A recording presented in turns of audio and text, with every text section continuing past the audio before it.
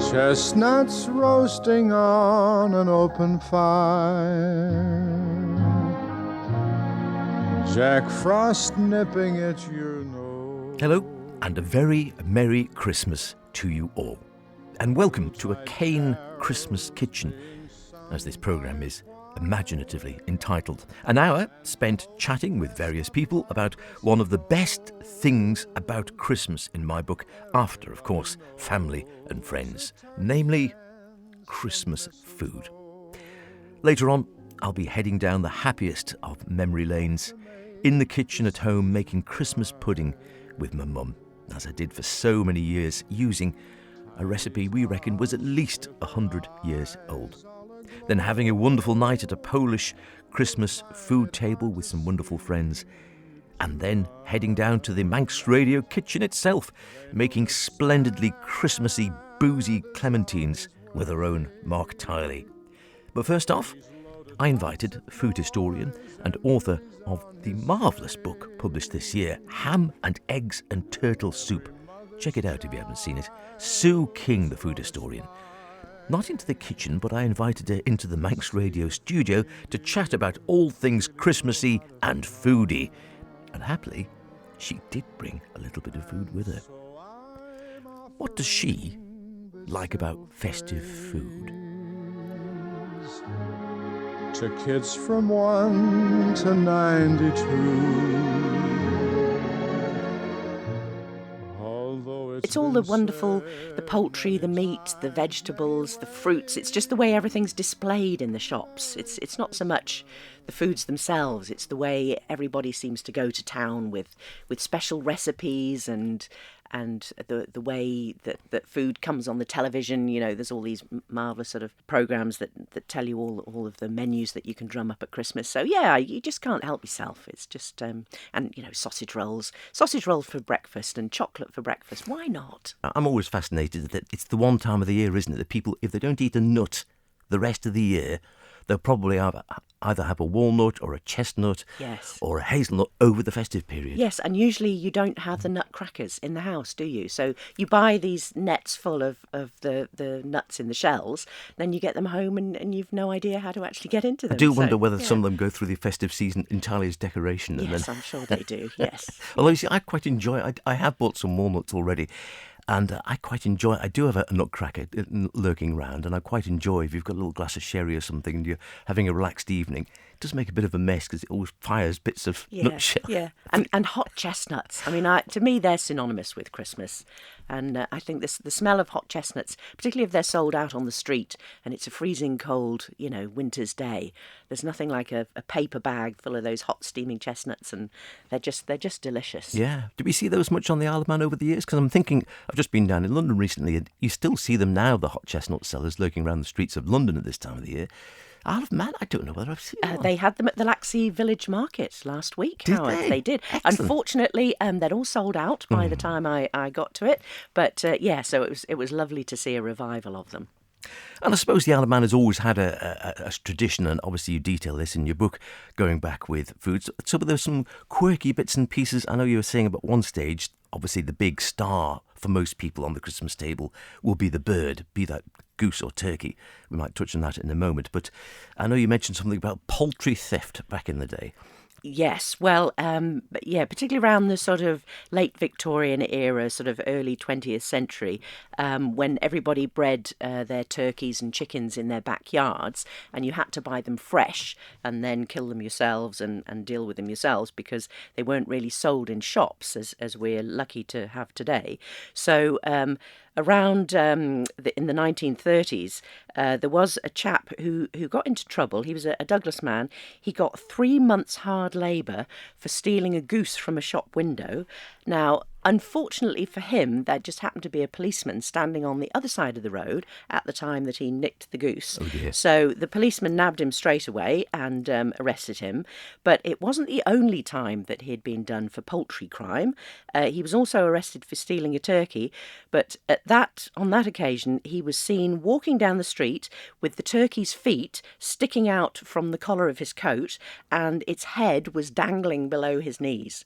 So a bit of a giveaway. Not the Yes. best thief in the world. No, but I think 3 months hard labour seems That does seem a bit harsh. tough, but but I think they didn't mince around the Victorians, did they? It was straight in there. No. And again, it was turkey though rather than goose in that particular case. Well, this is sort of the early 20th century, but I mean there was a lot of poultry theft around the end of the 19th, but that was ducks and geese, because the goose was very much the Christmas bird for Manx people. But even before that, you go to beef. So beef was the main joint that you would have on a Christmas platter, and even boar's head. So it was very traditional for the boar's head to be brought into the dining room. This is if you're having a particularly formal feast, and of course this went right on for many decades while boar was still available.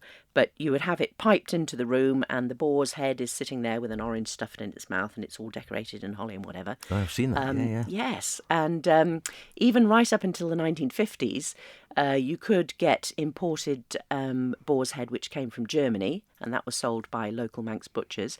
But if you couldn't get the real thing, you could buy it in tins, which seems not not quite as sort of not as extravagant, I suppose. Yeah. And something I'm not aware we've had wild boar on the Isle of Man. I've just come back from France for a week or so, and I know in quite a few parts of France, including where I was, wild boar are everywhere.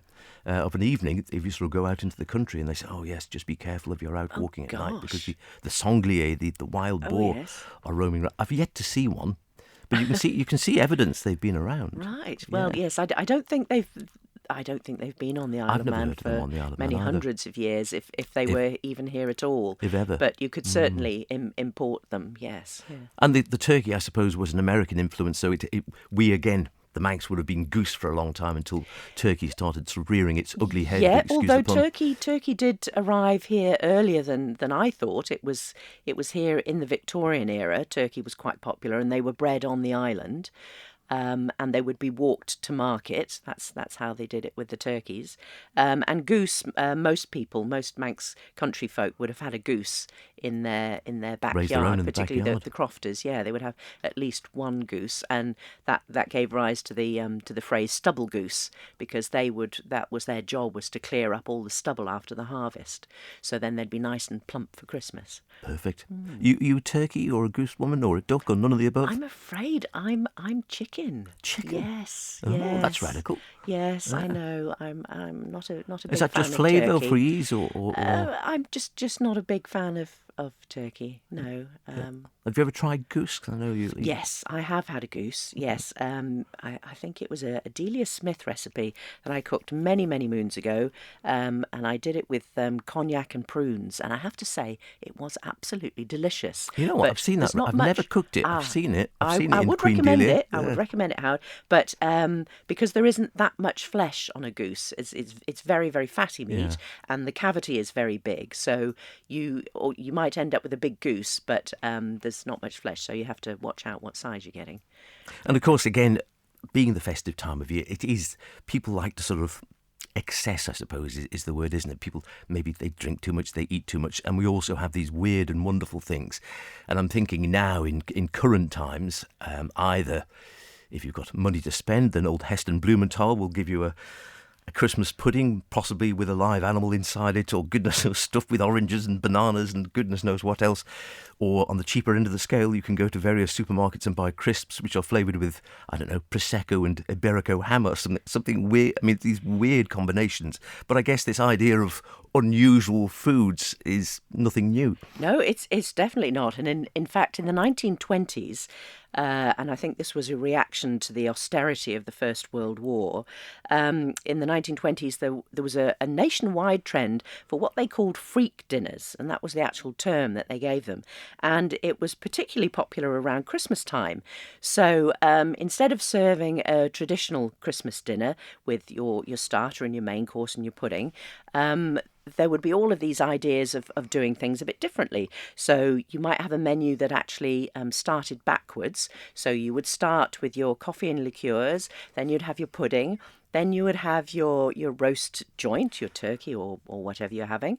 Then you'd have soup, and you would finish with something like oysters. So that was one way of doing it. Or another idea was to serve the entire Christmas meal cold. So you'd have cold soup, cold turkey, cold vegetables, cold pudding. Another idea was exotic dishes, which were, very unusual at the time. So if you could get hold of dishes that came from the Far East, like lotus broth or Chinese plum pudding, that was also one way of doing it.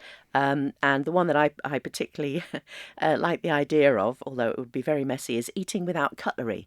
So you'd serve your Christmas dinner and you would have to eat the whole thing with your hands. So you'd tear apart the meat with your hands and stuff the Christmas pudding in your face with your hands. So, I mean, very inelegant. And obviously, it's the sort of thing you could only do with people you love, really. I think if you lived in a castle or somewhere where the mess had lots of servants, it'd be all right. But otherwise, yeah. I mean, part of me, the glutton in me thinks it wouldn't be that great fun. But no. Another idea, and this is for Christmas parties on the Isle of Man, and this is also going back to the 1920s, was the idea of the Christmas sandwich. So this was again ideas of putting unusual combinations together. A couple are minced turkey, ham and mustard, which sounds sort of fairly doable. Yeah, I'll go with that. But you could also have finely chopped almonds, walnuts and hazelnuts mixed with meat extract. So that's basically putting it with a bit of Marmite. Not sure about that one. But the one that particularly stands out is bananas seasoned with salt and pepper. Ooh. That was my thought as well, Howard. Yes. Oh, interesting. So I think there's a very good reason why these dishes actually aren't produced today. Yeah. Anything weird and wonderful in your house you actually like around Christmas? Either, I mean, not necessarily from the book or your research, but you quite often speak to people and say, "Oh, every Christmas I always like a such and such." You know, they always go for something a bit bizarre. It was chicken vol au vent in our house for years. Oh, Christmas but Eve. They're not bizarre. They're gorgeous. They are Howard. gorgeous, and we had them. They I think are lovely. when I was very young, and Mum would be very busy, and we'd be kids getting in the way in Christmas and very excited. And I think she'd be busy probably getting all the preparations ready for Christmas Day. So Christmas Eve, the meal for years growing up, because it was very quick and easy. She'd use chunky chicken from a tin and vol au vent cases into the oven, and then put A into B. And Christmas Eve would be chicken vol au vent, very tasty, very quick, and it would save her a lot of time. But then it became a tradition for about 40 years. Yes. I love a vol au vent. The only trouble is the pastry, because it's all crumbly and it just ends up all over me and the carpet and everywhere. You're finding it for weeks afterwards. But I do remember a dish that my mum would use the turkey leftovers for. I think she called it exotic turkey casserole, and it was basically the turkey meat, and she mixed it with a can of Campbell's condensed chicken soup, and then put it in the bottom of a casserole dish, covered it with a layer of green beans, and then crisps, as I recall. Oh, and I think they were either chicken flavoured crisps or they were cheese and onion crisps. And then you stick it in the oven for half an hour. And I just loved it. Sounds all right. Well, yes, I mean, I'd go with that. Did you put it in the book? I should. That'll be volume 2, I think. Yeah. Tell you another one I'm always sort of vaguely interested in is cheese, because Stilton and Christmas seem to go together like hand in glove, don't they? You sort of, Stilton seems to be the Christmas cheese. Yes, and cheese on the Isle of Man is, that goes back hundreds of years. All part of the Christmas feast. Maybe not the exotic cheeses that we have now, but certainly the cheddars, the Wensleydales, Stilton, as you say, a blue cheese was always a common addition to the Christmas table. And fruit, that always served cheese with fruit, because fresh fruit at Christmas time was, it was really quite something. Yeah. So the tradition of oranges and apples and grapes goes back hundreds of years, even to times when we think that these foods wouldn't have been available. They were being imported into the Isle of Man, and oranges particularly. Every mention that you read in the old newspapers of a traditional Manx Christmas, there's always oranges. at the centre of it, whether it's used as decoration to start with. And I think it's just that idea of something bright and colourful and cheerful in the midst of a bleak Manx winter.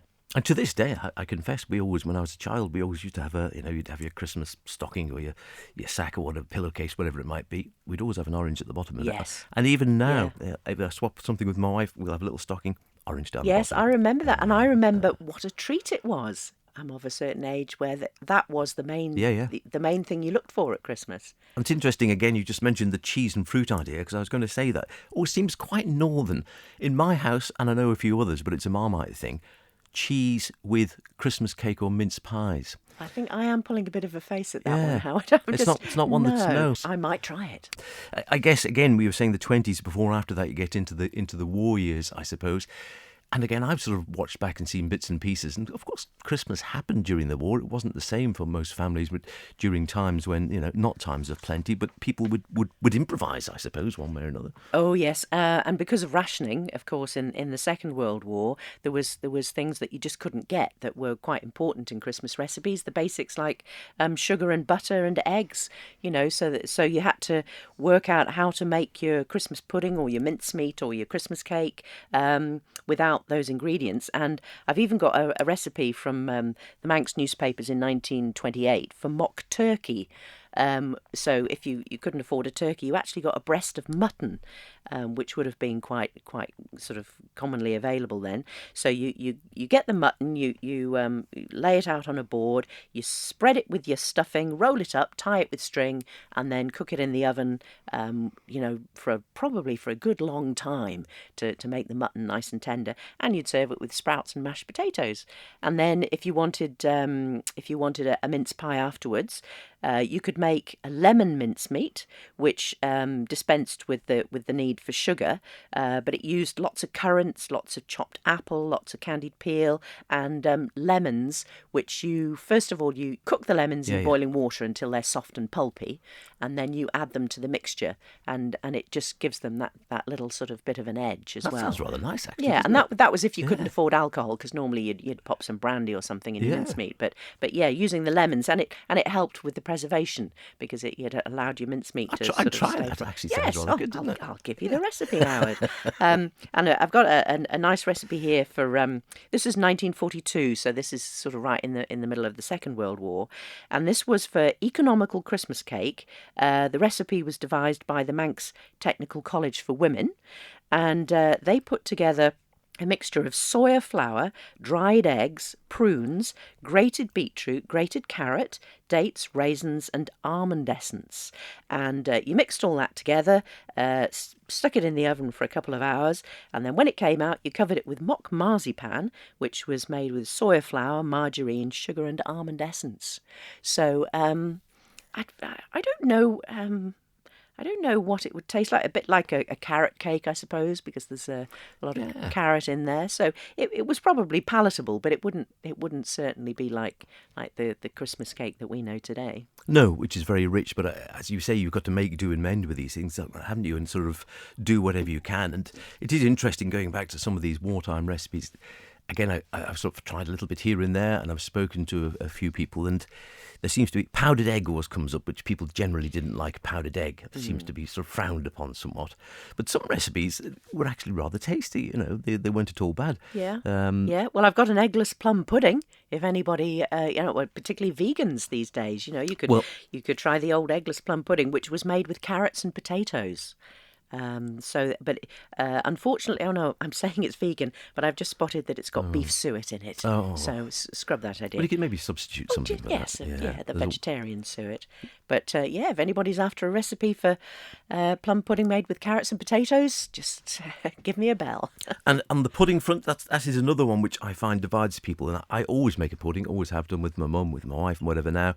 And I think the recipe I use must go back 100 years. There seems to be as many recipes for Christmas pudding as there are Christmas puddings themselves. You a pudding maker, or do you not bother at all? I used to make it, and in fact, I've got quite a lot of family coming round this year, so I am tempted to make it again, because I think there's nothing quite like a homemade Christmas pudding. But I mean, I probably left it a bit late. I would normally make it at the end of October, at least, Give it a good couple of months to mature. But yes, I think because then you can adjust the ingredients to what you like. I loads of different types of dried fruit. I'd put prunes and dates and muscatel raisins and all sorts, and a good slug of alcohol, rum or brandy. Yep. Oh, absolutely. Orange zest. But yeah, lots of options for a good plum pudding. And currants for the Manx people was one of the main ingredients going back, as you say, that there's so many different recipes, but going back a good 100 years, they would use currants because they were considered particularly beneficial to your health. So the idea was that in the middle of winter you were eating something, and to quote the old newspapers, that they were nature's own nourishment because they were ripened by Greek sunshine and they were full of grape sugar. So they were seen as a particular health benefit, and they were particularly important for children. So children were encouraged to eat plum pudding. And a lot of the charitable meals that were given out at Christmas time around the island, they always included a plum pudding that was full of currants, even if it had very little else of benefit in it, because that was supposed to be seen to be at least good for you. Yeah, I could see that. I do find it is a Marmite food again, though, because people either say, oh, goodness, yes, love it, I can't have enough. And if I serve it up at Christmas Day, people either love it or they hate. There doesn't seem to be much in between. They either love Christmas pudding, will have 2 helpings, or just think, oh, no, thank you. Yeah, no, yeah. Just, or you can eat it fried for breakfast the next day like my husband does. Well, yes. You know what? We've done that in our house. That was a leftover Christmas pudding would be exactly that, fried in butter. I shudder to think the calorie count. Yes, I know. And then we'd have cream on it, yes. just to make sure. Or a fried egg. Just the mind boggles. Yeah. It has to be said. Another one I jotted down, which I used to love as a kid, and you don't seem to see the same way now, and I've no idea how far they go back, was brandy snaps. I always used to have brandy snaps when I was a kid growing up, and they'd usually be stuffed with a bit of cream or something. Oh, yes, I love a brandy snap, and that is actually a very traditional Manx thing, although they were called something different. I think they were called ginger snaps. But if you see a recipe for ginger snaps, it is basically the brandy snap that we know today, which is the lovely sort of sugary hard caramel rolled up, and you would roll it round a wooden spoon. So that was very traditional. In fact, Howard, as we're on the subject, I can pass you over this little gift that I've brought you, which is some Manx ginger nuts. Oh, well. They're very traditional recipe that were eaten on feasts and fair days. Great. Can we try one now? You can try one. It might create a bit of reverberation on your microphone. Even better. And I hope you don't break your teeth. I'm loving the idea. Look at that, you see. Look at that. Wow. But I was at the Laxey Christmas market last week, and I had a few free samples of these ginger nuts, and I was amazed actually at how popular they were, because I had a little shortbread as the sort of the soft option, and I had these ginger nuts, and I thought people would balk at them, but no, everybody seemed to love a challenge. Well, it's very kind. Well, they look nice. They're small. They're gingery coloured. Yes. They're quite hard. I'd say eat them with your back teeth, and they're not crunchy. your front teeth. Yeah, there we go. Yeah.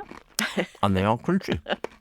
And they've got a lot of ginger in them, but they also have mixed peel, which is a bit of that's a slightly different take on a ginger nut. But and they made them in little sort of rock shapes, so they're only very small. But these would be you'd find them at village fairs all over the island, particularly around Christmas time. So you'd have ladies like Mrs. Kelly the gingerbread, who would be baking for weeks beforehand, and because they've got a lot of staying power, so you can make these little ginger nuts 2-3 weeks beforehand, and they'll last ages. Right. So nice little Christmas gift. Well, that's very kind. That's a pleasure. And it is a nice little Christmas gift. Well, speaking of fairs, there was a story you mentioned earlier on, which sounded like it might be a fair thing about a juggling baker. Oh, yes. Now, this was Mr. Cottle of Factory Lane in Douglas in 1847. He specialised in making Christmas cakes. And in 1847, he decided to hold a raffle in the various hotels all around Douglas. And the main prize was a really big Christmas cake. Second prize was a slightly smaller one. And then all of the other prizes were little individual cakes. But after the raffle was drawn, he actually then entertained the crowds with a variety of conjuring tricks and his celebrated feats of juggling. So there was more to Mr. Cottle the baker than meets the eye, and he obviously gave the crowds their money's worth. I think you paid a shilling for a ticket, which was quite a lot of money in those days. And in fact, you could buy a Christmas cake in any Douglas bakery or confectionery for a shilling, but obviously, if you went to one of Mr. Cottle's events, you got the extra value for money. Too right. And mince pies, is that something that used to be very prominent as well? I mean, we used to make dozens and dozens of them when I was a kid. Yes, yeah, mince pies. And in fact, I've got a lovely poem here by a lady called Kate Partridge of Castletown, who wrote a poem in 1868. And she's writing about a farmhouse Christmas Eve in which she mentions mince pies amongst other things. And if you don't mind, I'll just That would be lovely. read the poem for you, Howard. The pasties were baked and the pies were made, and a peep at the larder was well repaid by a sight of the poultry and game and meat, and minor items both toothsome and sweet. Arrangements for dinner were not without taste, and the meal was now served with agreeable haste. Oyster soup, venison, turkey and ham, mince pies and sweet omelette turned over jam. Cheese and bright ale of the oldest and best were duly encountered with no little zest. Very fine indeed. I also mentioned something I jotted down as well, was oysters, which used to be sort of cheap as chips, as I understand it, and now they're regarded as something of a luxury food. And funnily enough, again, having just been away for a while, I know in France, several of my sort of extended French family will always have oysters around Christmas. Yes, I'm not sure about oysters at Christmas on the Isle of Man, but I would imagine in the Victorian times when oysters were eaten by the thousand here, particularly by the visitors, then they were imported. You know, they weren't just sort of from the oyster beds around the island. And there weren't that many around the island, but yeah, they were imported from America. So even in Victorian era, they would bring them in barrels. 3 weeks on a ship or longer possibly, and then they'd be served up to the public on the Isle of Man. So you might get a little bit of a jippy tummy around Christmas, which wouldn't be ideal. You need to advise, yes, if you can avoid that, well, all the overeating never really helps, does it, one way or another. Ginger wine was something I did for ages, non-alcoholic version of ginger wine. Was that something that's ever crossed your threshold? No. It was, no. It was very sugary, and it was something that, again, I don't know where it came from in our household, but it was a tradition for years. And you had to have, I assume you could make it, but in essence, you needed little bottles of it. It was called Friar Tuck Ginger Essence. And it was exactly that, very strong, dark brown, very strong gingery essence. And you mixed this basically with a fair amount of water, quite a lot of sugar, and perhaps a little hint of lemon. Yeah. And then you'd heat it all up, let it sort of stew a bit, take the lemon out, and then cool it, and you could sort of bottle it. I suppose it's one of these recipes that is supposed to be good for you. That's the whole idea, isn't it? You know, it's like a herbal tonic. You'd have something warming and full of spice, and ginger's. We know now that ginger is full of health benefits. It is. Ginger's great lovely. For inflammation. It's good for arthritis, and it just warms you up. So in the middle of winter, a nice slug of ginger wine would be just the ticket, wouldn't it? Really? It was. Well, I loved it. Pie. I still do. Like I said, a lot of sugar, which I didn't really think about as a kid, but it was lovely, and it was not alcoholic, so you could happily glug it at any age. Would be quite nice. A couple of the yeas or nays for you at Christmas then. Sprouts. You a sprout person? Or not? Yes. That's Yes. Yeah. Definitely have to have sprouts. Yes, yeah. And sprouts are very traditional on the island, going back hundreds of years. You know, you always see the Christmas dinners with sprouts and potatoes, but sprouts are the one. And then we've mentioned oranges, and as you say, those lovely colours. Another one that frequently creeps up at this time of the year, more than any other perhaps, is the pomegranate. People love a pomegranate around about Christmas. Right, and sort of, yes. Well, that's a fairly recent thing, I think. Although I have come across an exotic fruit called pomelos. Yes, which they were imported into the island back in the 1850s. Which seems quite extraordinary, but they were like pineapples, those wonderful exotic fruits, which were also they were grown here in glass houses. So if you wanted to show what your Christmas table that you were quite wealthy and you had all the right connections, well, the more exotic the fruits that you displayed, the more of an impact it had on your guests, I suppose. Absolutely. Well, It's been wonderful talking about some of these. I'm quite peckish now. I'm very glad you brought the biscuits in because that's sated my hunger a little bit by having a biscuit. I might try another one in a moment. Do you always have, are you the sort of person then that always has the same sort of traditional Christmas dinner? Or I think you mentioned before, does it just vary from year to year depending on your mood and whether you've got a lot of family around or whether it's just one or two of you or whatever the case may be? Yes. I've, as growing up, always did the big traditional Christmas dinner, but in recent years have decided to just make it more simple, particularly when there hasn't been many of us sort of around the Christmas table. So just gone for something that you can pop in the oven nice and quickly, like duck and pancakes. Which, with a glass of champagne, and that's absolutely hit the spot because there's no preparation, there's no washing up. It may seem like it cheats Christmas, but Christmas is all about sort of doing what makes you feel good and just celebrating the day. And as it happens this year, I'm having a lot of family round, so I'm back to the traditional sort of turkey and pork and beef and chicken and whatever and stuffing and the works, the pigs in blankets, so which are essential. It definitely. Pigs in blankets, yes. That is another essential, isn't it? Yes. Christmas, Yes. Christmas. Little chapelata and a bit of bacon around the And outside. there again, that we tend to think that that's quite a modern thing, but it's not. The Victorians were eating pigs in blankets always. If ever they had turkey on a formal menu, they always had sausages wrapped in bacon. That was part of the deal. Yeah, and another little Christmas addition that I do particularly love is a pork pie. I think, a Christmas pork pie, Howard, you just can't beat it. I mean, these days you can get them with little stuffing tops and cranberries on the top, but I think a pure pork pie, there's nothing quite like it. And back in the 1870s, when the Douglas butchers would put on what they called the Christmas show. Yeah. So it was a particular day in the week leading up to Christmas, and all of the butchers of the towns around the island would show the meat, the special meats that they had. So they would have pork or turkeys or beef or whatever. But these days, we don't know where that meat's come from. There's no label to say this particular sirloin steak has come from this particular animal. But in the Victorian era, the butchers would have the provenance of the meat. So they would say that this animal was bred by Mr. Such and Such on such and such an estate in England, because a lot of the meat was imported.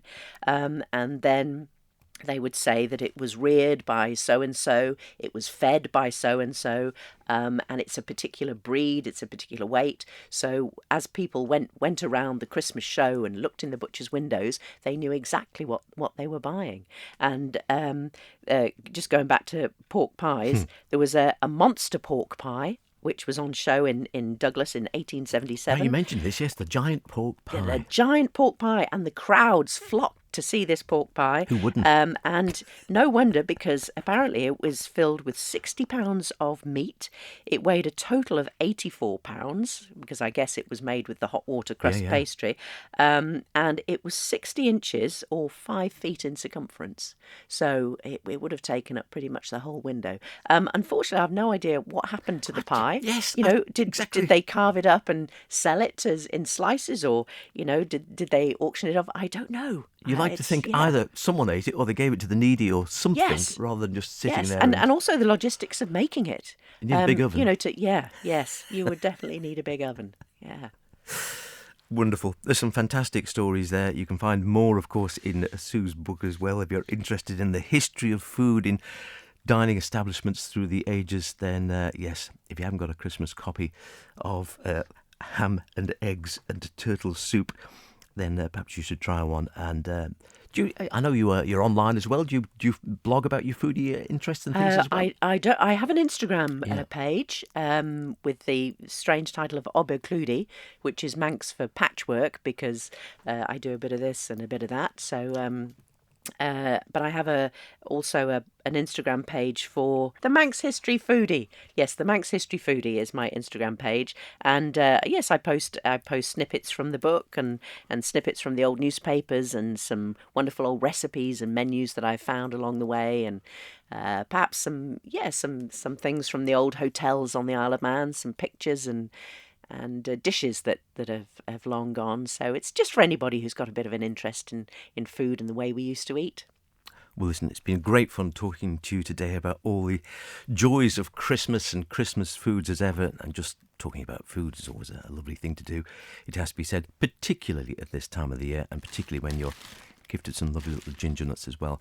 Thank you for that. Have a lovely Christmas day, and maybe we'll talk more foodie things in 2026. Thank you, Howard. Been lovely talking to you.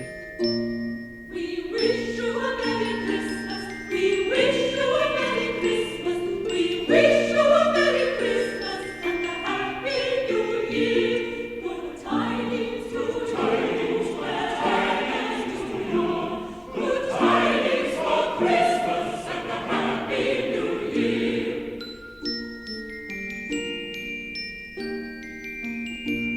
Now bring us a penny pudding, now bring us a penny pudding, now bring us a penny pudding, and bring some out here. Good tidings to you, wherever you are. Good tidings for Christmas and a Happy New Year. You can't possibly have a programme on Christmas food without one of the quintessential elements of the Christmas table, namely, of course, the Christmas pudding. And I know there are lots of supermarkets who offer various splendiferous puddings these days, from the traditional right the way through to the very trendy Heston Blumenthal puddings now, complete with a live duck or longtail or hippopotamus or whatever the case may be inside. Something usual. Orange, I think it was last year. I haven't checked it out this year. However, we are going to be making a traditional Christmas pudding, which is why you can hear some of the sounds of industry in the background. We have a bowl which is, as you can hear, large stainless steel and the size of a NASA satellite dish, into which we have already a substantial selection of dried fruits, which is the basis of any really good Christmas pudding. And I've run down, this is the recipe we'll be using this year: a pound of currants. I say this year, every year. A pound of currants, a pound of sultanas, a pound of raisins, a pound of shredded suet. Yeah, it's not necessarily one for the Weight Watchers, but do remember this is going to feed quite a few people, not each, I hasten to add. A pound of breadcrumbs, which we're going to be making in a minute, fresh breadcrumbs, 12 ounces of soft dark brown sugar, 6 fresh eggs, everything good, some stout, and the good thing is it doesn't usually take the entire tin of Guinness, so if you're not driving you can finish that off. Some and other stouts are available.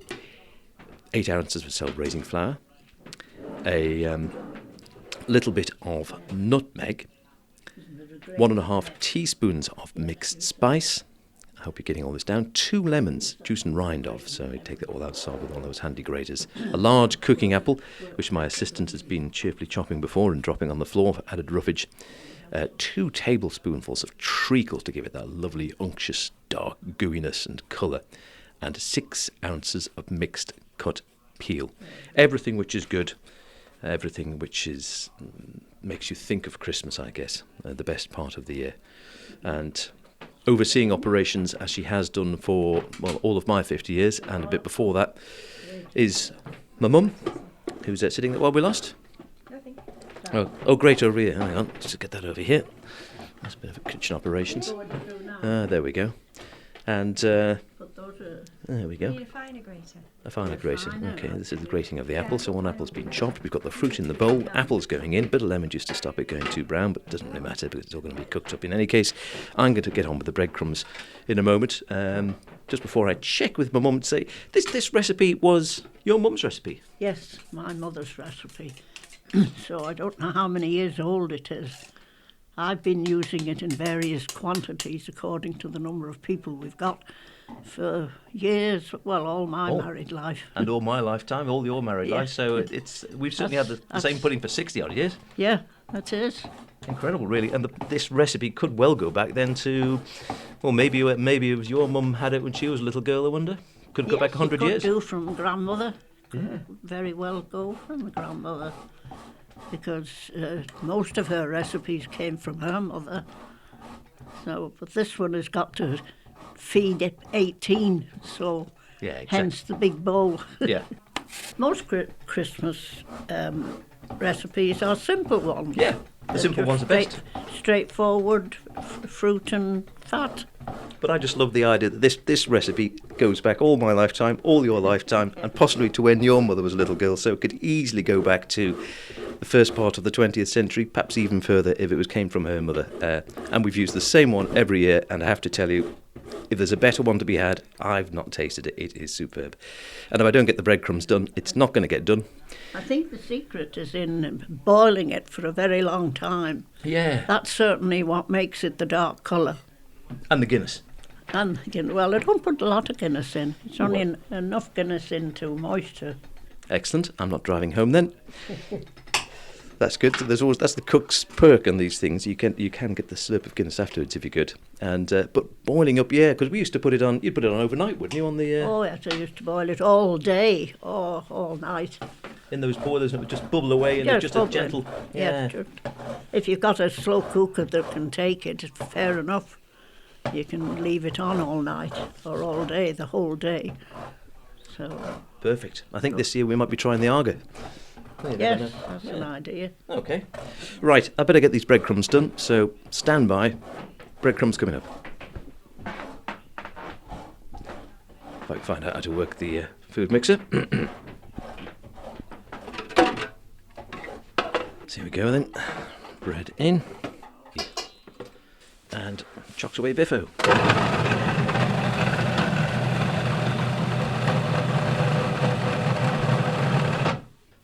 That's out, and this can go in.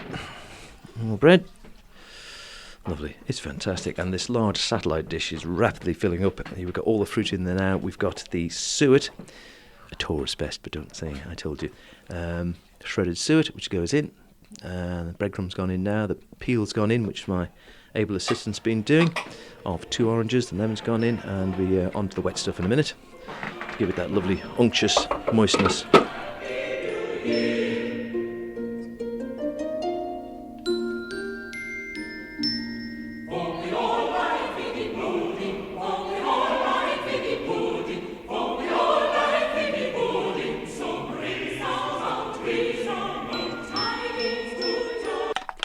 Wonderful, so that's the 6 beaten eggs gone into the main bowl, which just leaves my favourite bit, the Guinness, going in at the end. Meanwhile, Chief Mum in the corner there, we have this fantastic, wonderful ceramic pudding bowl, which is as big as my head, and that's just been greased with a bit of, thank you. And a little piece at the bottom to make it easier to take out. Right, so that's been greased with a bit of lard. Next thing is your Guinness. Guinness, this is the best bit. Right, so Guinness going in, so we don't need all this can. And of course, whenever you make your Christmas pudding, be it on stir-up Sunday or other days, the important thing to do is to let everyone have a stir. And make a wish. And make a wish. Are you having a wish? Not yet. Ah, bliss. The smell of Christmas, I assure you. I can hear how sticky that is. Now, if I were Nigella, I'd now be making fantastic faces at the camera and licking my lips and saying, ooh, I do like a sticky one.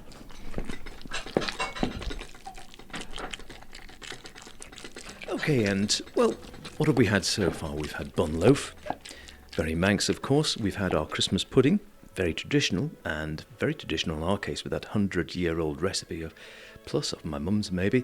So now, there was something I was thinking maybe a little bit different, and we were out for dinner the other week, and I thought this could be the perfect thing. And my good friend Maria, down south in Port St Mary, a Polish Christmas, the most wonderful cook, does every time I go there, there's always some sort of wonderful Polish twist to something or other. I thought she's bound to do something or be able to talk about some of the goodies of a Polish Christmas. And so here we are, down in her kitchen for a quick chat and a Polish Christmas. So what have you got lined up? Well, first of all, Howard, wesołe święta i Boże Narodzenie. Oh, I knew there was going to be something. You don't want me to repeat that, do you? No, not yet, but perhaps you will later on. Well, I don't know where to start, but it's quite a complicated event, really. Christmas Eve is loved, it's celebrated, it's a very big event amongst Poles, and well in advance food is prepared, and there's a lot of cooking, and there's a lot of talking, and a lot of helping. Vodka? Well, no, not vodka, oh. not vodka, surprisingly. So where shall we start? Well, we've At the got beginning.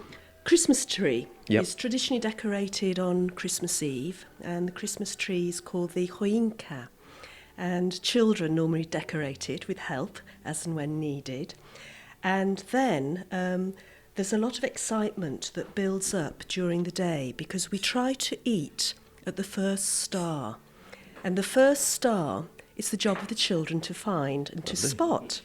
And the first star is called gwiazdka, and it represents the star of Bethlehem. So children will be looking for the star when it gets dark. And sometimes it can be a little bit tricky because it may not be a clear night. It may be foggy, it may be a bit drizzly, and the excitement is rising amongst the family. And I remember as a child on more than one occasion, my mother would call out from the other end of the room and she said, I've seen it, I've spotted the star. And we would dash over to have a look at it. And it obviously was just a fleeting glimpse by my mother. And the star, therefore, had been spotted, and we were able to start Vigilia, the Christmas Eve supper. Marvellous. And this would be a traditional fare, so there'd be a mixture of various dishes and... There are an awful lot of dishes. Traditionally, there are 12 dishes for the 12 months and the 12 disciples of Jesus. But before you actually start eating, you have what is called the opłatek. And the opłatek is a very special wafer, which I'll come to in a moment, because when you walk into the room where you're eating, you will have a single candle, which represents the gwiazdka, the Star of Bethlehem. You will also have a bundle of hay. And the hay, this hay is actually from Poland. The hay would be under the tablecloth or in the corner underneath the tablecloth, or in each of the four corners of the room. Oh, wonderful. And it represents the fact that Jesus was born in a manger. So you'd have the hay there. And also, when you had the table settings, traditionally, if you had an odd number of guests, it was seen to be a little bit of bad luck. So hopefully the families would come out with an even number, family and friends. But you would always have an extra place setting for the unexpected guest. That'd be us. Indeed, the unexpected guest could be a traveller. It could be a stranger that knocked on your door because he or she was lost. Or it could be that a friend or a member of the family appeared unexpectedly at your door. And so the setting would be there. And it also symbolises the hospitality of Slavonic people. That's a lovely idea. So the Really unexpected nice. guest. Really nice. So everybody comes into the room and we have the opłatek. And these are the wafers. These are the wafers. The Oh, bless. Look at that. There's a drink coming the my way. It's even better. Thank you. The opłatek Oh, wonderful. is unleavened flat bread, similar to the altar bread. And opłatek is sometimes called the bread of love, or it can be the anielski chleb, angel's bread. And what we do is that everybody at the dinner table, at the supper, the Vigilia, Vigilia means it's a vigil. The Vigilia, the Christmas Eve supper, is a vigil, and it comes from the Latin word vigilare, to watch. And the Vigilia would start off the Christmas Eve celebration, and the opłatek would be a very moving moment because everybody at the supper, at the dinner, would have a piece. You would then break off a piece of your own and give it to another person. they would give a piece from their piece of a płatek, and you would wish health, wealth and happiness for the new year, and that wish would be sealed with a kiss on the cheeks. And because it's a Polish tradition, it's 3 kisses, Howard. Okay. Would you like to One have a cheek, one go? cheek. Go on then. I'm Okay, are you absolute ready? for anything. Ready for this. We've Right. got a płatek here. So, It's a just very big piece. Do you ripping give up the half wafers. to? There we go. Piece of that. Okay. And this is lovely. It's embossed So, as well with a yes, sort of yes. picture of every Mary and... And again, this is from Poland. You'll have nativity scenes embossed on there. And look, for example, here you've got the Polish eagle with the crown, and various symbols to do with the traditions of Poland. So, are you ready, Howard? Yes. Okay. So you break a bit of your A bit. own. Yep. Okay. Got that. Okay. You give me a bit. I've got my little bit there, and which I've almost dropped. So I've Yes. got it. I've got it. We got We'll it. swap. Let me swap that over. Okay. That's and I'll fine. say, Howard, health, wealth and happiness for the new year. And I repeat this: health, wealth, and happiness, Maria, yes. for the So new year. is świat. Mwah, mwah, mwah. And then do we? Yes. And you eat it. This is a good tradition. It is a good tradition. And when you're having family that you haven't seen for a while, and you're all together, and friends as well, it's a very, very moving, nice, very yeah. moving part. And so Absolutely. this happens before we sit down and we eat. And I suppose it's also like having a glass of champagne. It's an exchange of wishes, of heart, and you look into each other's eyes, and whatever wish you say to the other person, you mean it very, very much from your heart. So it's full of love, absolutely full of love. Christmas time, mistletoe and wine, children sing. Are we heading towards the dining table? We are indeed, and we're sitting, Howard, at the table, and traditionally there'd be 12 courses. 12, representing the 12 months of the year and the 12 disciples of Jesus. Usually, no meat is served, so don't be surprised that the whole evening is really a meatless evening. We would start off with a soup. It could be something like a mushroom soup, or it could be, my favourite is barszcz with uszka. And the barszcz is beetroot soup. Absolutely fabulous. Like a consommé, quite clear. And the colour is just absolutely amazing. You'd love to have a frock, that colour, absolutely gorgeous. And the uszka are little ravioli. They may have mushroom in them. And the little ravioli are meant to be no bigger than the size of your thumbnail. Oh gosh, that is small. It is very small. yeah. It takes a lot of doing, Yeah, to huge amount of work. prepare. So, here we have 3 different types of herring. There'll be some that'll be marinated in onion and mushrooms and various sauces. This one will be a lighter one. You can see the sauces are not such a dark colour, but the herring is nicely presented, and then you've got a third one, which is Kashubian roll mop. Mm-hmm. And what we would do is just have this on a plate, and then a piece of bread. And luckily I've got my small gnocchi here, my little angels, who are helping me do bits and pieces. What joy. It's always good to have your own angels in the kitchen if you're yes, trying this at home. Yes. So it means we have to do less work. We can watch while the real work happens. I do nothing. Maria does all the talking, and the angels do all the work. Wonderful. Great setup. So here we go. A little piece of bread coming out of this. And shall I Looks very put nice. some on your plate, Howard? Lovely, thank you. Okay. Ah, wonderful. Right, so shall we share this plate together? Yes, Because that it's sounds a filled nice with idea. healthy things, okay? Just a quick serving up. Yes. It goes very nicely with the bread. The bread usually would be quite a dark bread. We have various kinds of rye-based breads Yeah, here. like a sort of pumpernickel style sort of... Much yeah. lighter, Lighter. much Okay, lighter. yeah. And look, I've made you a little taster there, Howard. Oh, wow. Open wide. Not good. What do you think? Delicious. You've got the light spices. Very good.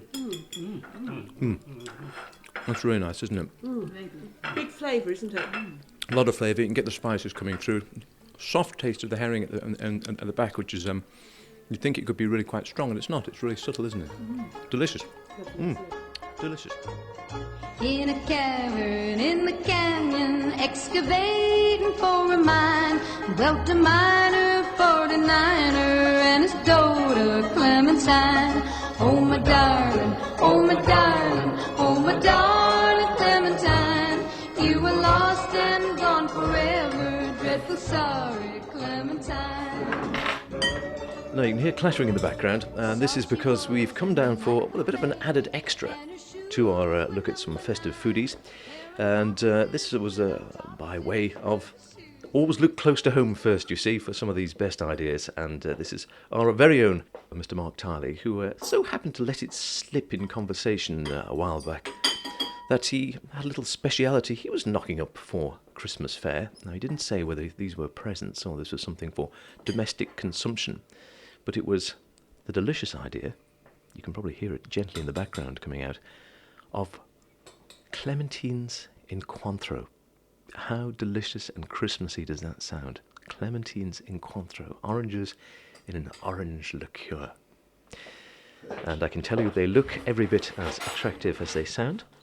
And as I'm talking to you, the man himself, the chef proprieteur, is sorting out a little sample for us each. And they look, I mean, this would make a perfect present, I must admit. They're gorgeous and Christmassy in their jar there. And just, bliss. It's like sort of slightly alcoholic Christmassy marmalade. It is, isn't it? That's a really good... I haven't thought of that. It is alcoholic marmalade. Not too alcoholic, in fairness.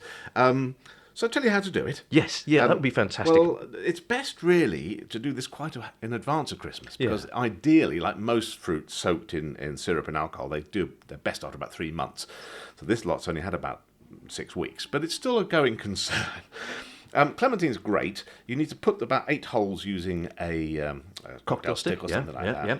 And then put them into a pan and add 3-to-1 or 4-to-1 sugar to water. So it's an awful lot of sugar and not much water, and let them gently cover that up and gently cook them for about 2 hours. So that really does the first bit. Yep. And then you can take them to one side. If at this stage you just like to leave them somewhere to cool down, and they'll become that lovely glazed fruit, and you can do that and just leave them alone. I, of course, like to take it a step further. Absolutely, yes, yes. Take them, drain off the syrup, added twist, drain off the syrup, put them into a good old kilner jar or equivalent, and they're still out there, you can find them, something that will seal up. If you want to sterilise them, which is a good idea, but not actually essential once you use alcohol, interestingly enough, that's not so crucial as it is with jam. It kills off the bugs. Yeah, but it helps. Put a bit of water in the kilner jar, take off the rubber lid, take off the metal bits, and whack it in the microwave for 2 or 3 minutes, bubble, bubble, bubble, that's sterilised. That's a really good way of doing it. Then pop in the fruit, fill it full of fruit, and then pour in half measure, so it's half of Cointreau, half of the syrup. So that's really important. Not all Cointreau, because otherwise it'll be a little bit too much of an attack and too boozy and not actually that nice. But sickly, I imagine, too, as well, yeah. So half Cointreau, half syrup, top it all up to the lid, seal it up, top and turn it every now and then, as you would with any sort of liquid thing. And if you do need to top it up, again, if you have some syrup kept back, or just a drop of Cointreau, just to top it up. Now, should we try some? I think that's a marvellous idea. So who we have? Serve with vanilla ice cream for just the maximum impact. For essential extra taste, let's just get it. Let me get you a bit there. Oh, hang on, here we go. No, this is there we go. Try that.